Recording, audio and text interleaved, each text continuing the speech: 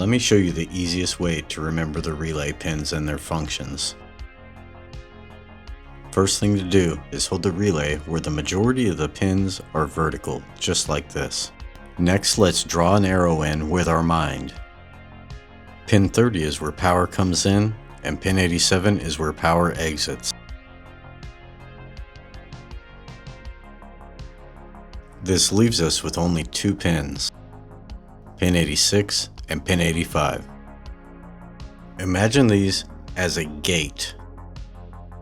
If the gate is not open, no power will flow between 30 and 87. To open that gate, we need only to apply power and ground to 86 and 85. Now the gate is open and power is allowed to flow from 30 to 87. And you may be wondering, but what about a 5-pin Bosch mini relay? Well, it's the exact same thing, just ignore the center pin.